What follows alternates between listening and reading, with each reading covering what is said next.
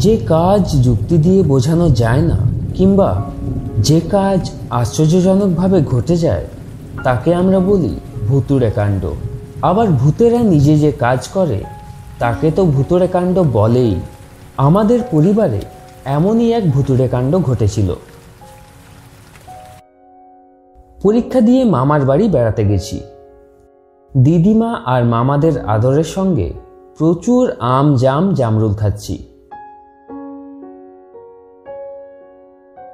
তোফা আনন্দে সময় কাটাচ্ছি। 3 মামা। বড় মামা রেল অফিসে কাজ করতেন। বউ ছেলে মেয়ে নিয়ে শহরে বাসা বাড়িতে থাকতেন। মাসে একবার বাড়িতে আসতেন। তিনি মেজ মামাকে তারই অফিসে চাকরি করে দেওয়ার কথা বলেছিলেন, কিন্তু মেজ মামা রাজি নন। ছেলেবেলা থেকে মেজ মামা একটু আলাদা ধরনের, সব ব্যাপারেই বেপরোয়া। তিনি বলেছিলেন, চাকরি বাকরি আমার হাতে পোষাবে না, আমি স্বাধীন ব্যবসা করব। তা মেজ মামা স্বাধীন ব্যবসায় শুরু করেছিলেন। 5 মাইল দূরের ভেড়ি থেকে মাছ কিনে গঞ্জের হাটে ব্যাপারীদের কাছে সেই মাছ বিক্রি করা। পরিশ্রমের কাজ, কিন্তু ভালো টাকায় হাতে থাকত।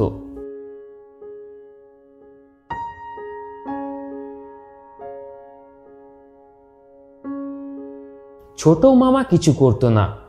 মামাদের চাষবাসের জমি দেখত, আর অবসর সময়ে জাল দিয়ে পাখি ধরত, কাঠি দিয়ে খাঁচা তৈরি করত, আর তাতে পাখিগুলোকে রাখত। তবে বেশি দিন নয়, হঠাৎ একদিন খাঁচার দরজা খুলে সেই পাখিগুলোকে উড়িয়ে দিত। 1 নম্বরের খেয়ালি লোক। আমাদের গল্প অবশ্য মেজ মামাকে নিয়ে। গল্পই বা বলি কেন, একেবারে আমার চোখে দেখা ঘটনা। মেজ মামা খুব ভোরে উঠে সাইকেলে রওনা হয়ে যেতেন। খুব ভোরে, তখন ভালো করে আলোও ফুটত না। রাস্তাটা অনেকটা পাকা নয়, মানুষের পায়ে পায়ে চলা সরু একটু রেখা। বেশ কিছুটা যাওয়ার পর ইউনিয়ন বোর্ডের পাকা রাস্তা। একদিন ভোরবেলায় আকাশ মেঘাচ্ছন্ন, থেকে থেকে বিদ্যুতের ঝিলিক আর মেঘের গর্জন। বোঝা যাচ্ছে একটু পরেই ঝড়জল শুরু হয়ে যাবে। মেঘের ডাকে আমিও ভোর ভোর উঠে পড়েছি। উঠে মেজ মামার যাওয়ার তোড়জোড় দেখছি।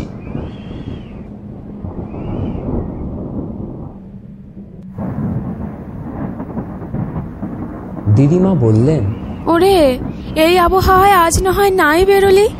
আকাশের অবস্থা ভালো নয় যে, এখনই জোর তুফান উঠছে।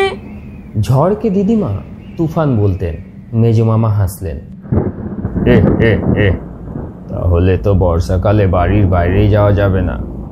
আমার কাছে বর্ষাতি আছে, কোনো অসুবিধা হবে না। মেজ মামা যখন বের হলেন তখন ফোঁটা ফোঁটা বৃষ্টি আরম্ভ হয়েছে। বাতাসও বেশ জোর।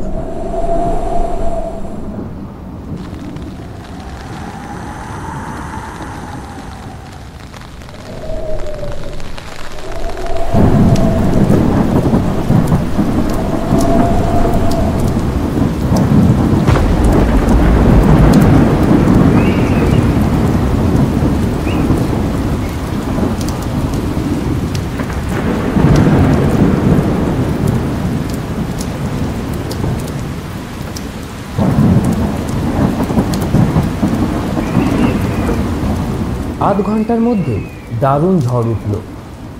চারিদিক অন্ধকার। বাজের শব্দে কান পাতা দেয়। সেই সঙ্গে তুমুল বর্ষণ।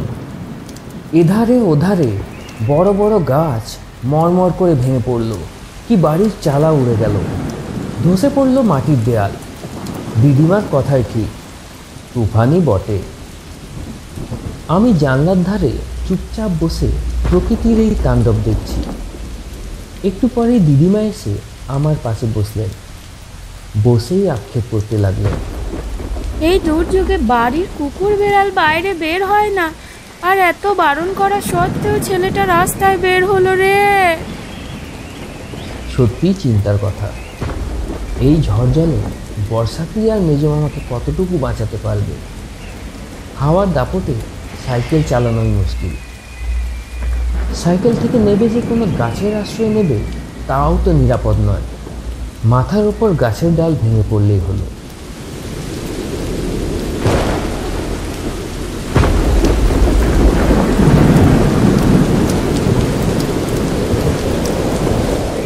দিদিমা খাওয়া দাওয়া ছেড়ে বিছানা নিলেন, আর তারপর মেজো মামার নাম করে অঝোরে কান্না। ওরে, তুই আমার কথা শুনলি না? তুই চলে গেলি, তুই আমার কথাটা শুনলি না কেন রে?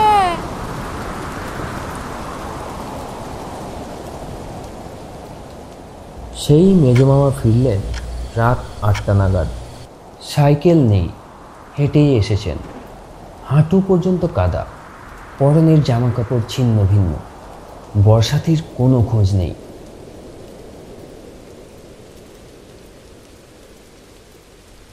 দিদিমা মেজো মামাকে জাপটে ধরলেন, কিছুতেই ছাড়বেন না। আর শুধুই কি জাপটে ধরা, ভেউ ভেউ করে কান্না। আয় বাবা, কোথায় ছিলি এতক্ষণ?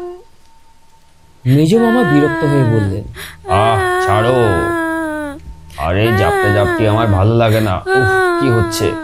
দূর, আমি মরছি নিজের জ্বালায়। আমি জিজ্ঞাসা করলাম, মেজো মামা তোমার সাইকেল? বট গাছ চাপা পড়ে খণ্ড বিখণ্ড হয়ে গেছে। বট গাছ চাপা? হ্যাঁ, ওই কাঞ্চনতলার কাছে দারুণ ঝড় উঠলো। বট গাছের ডাল মরমর করে ভেঙে পড়লো আমার ওপর। সাইকেল ভেঙে চুরমার। আমি ছিটকে পড়লাম মাটির ওপর। এই দেখ না। মেজো মামা চুল সরিয়ে দেখালেন, মাথার এক জায়গায় রক্ত জমে কালো হয়ে আছে। তারপর থেকে মেজো মামা কেমন যেন বদলে গেলেন। মাছের ব্যবসা বন্ধ। সারাটা দিন ঘুমিয়ে কাটাতেন। রাতে বেরিয়ে যেতেন, কখন ফিরতেন কেউ জানে না।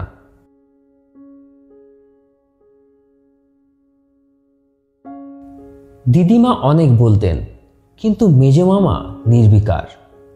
শেষকালে দিদিমার নির্দেশে আমি শুতাম মেজো মামার সঙ্গে, অবশ্য আলাদা খাটে। একদিন খুব ভোরে মেজো মামার ডাকে ঘুম ভেঙে গেল। এই এই ওঠ, এই ওঠ, এক কাপ চা খাওয়াতে পারবি? এই। ঘরের কোণে স্টোভ ছিল, তাকের ওপর চা, চিনি, কাপডিস। আগে আগে ভোরে বের হওয়ার সময় মেজো মামা নিজেই চা করে খেতেন। ঘুম জড়ানো গলায় বললাম, তুমি নিজেই করে খাও না। মেজো মামা যেন ভয় পেয়ে গেলেন। না, আমি আগুনের কাছে যেতে পারবো না, আমার ভয় করে। ভয় করে কথাটা মেজো মামার মুখে নতুন শুনলাম। মেজো মামা চিরকাল দুর্দান্ত প্রকৃতির, দারুণ সাহস। সেই দুর্ঘটনার পর থেকেই মেজো মামা যেন কুঁকড়ে গেছেন। কারো সঙ্গে ভালো করে কথাও বলেন না। কেউ ডাকতে এলে বলে দেন, বল আমি বাড়িতে নেই। আরও আশ্চর্যের কাণ্ড, মাথার একদিকের রক্ত জমে থাকাটা একই রকম রয়ে গেল। ওষুধপত্র, মালিশ, কিছুতেই কিছু হলো না।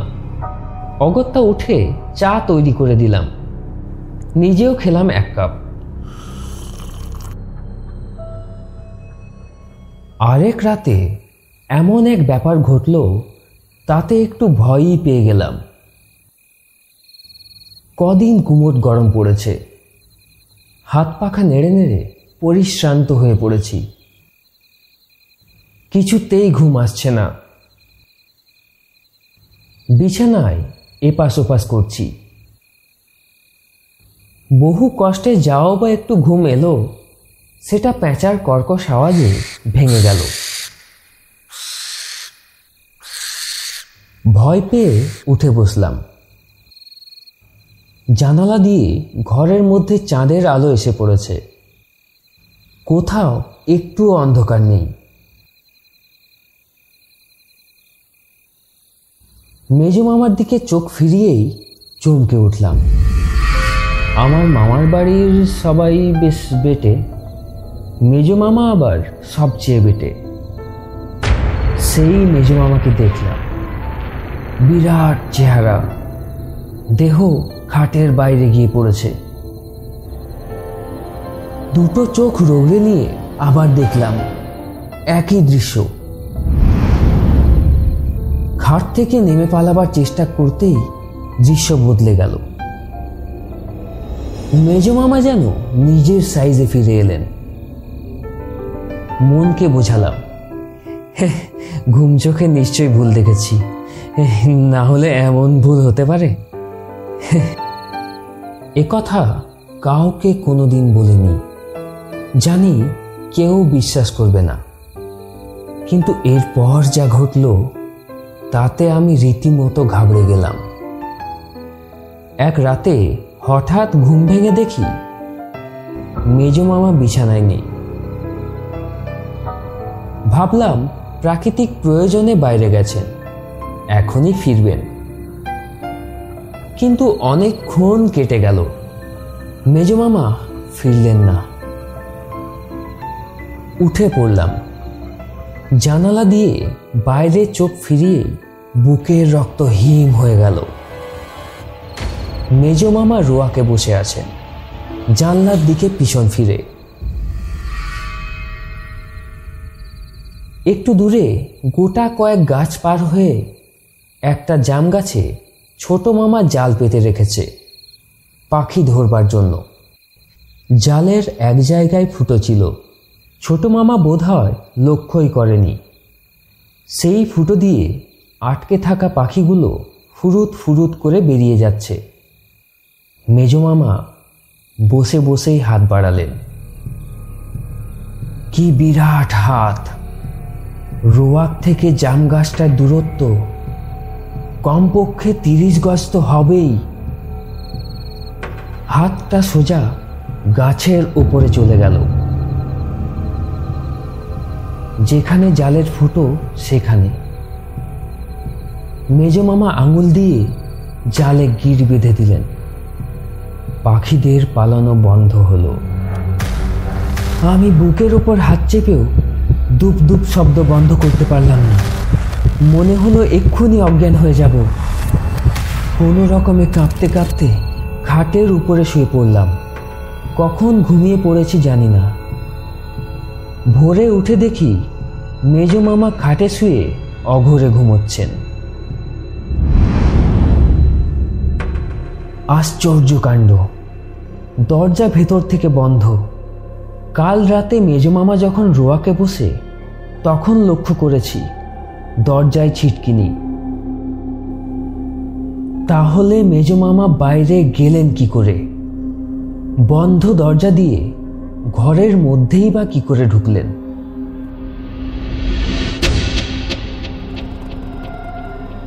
ঠিক করে ফেললাম, আর মামার বাড়ি নয়, কোনো একটা অছিলায় বাড়ি পালাবো।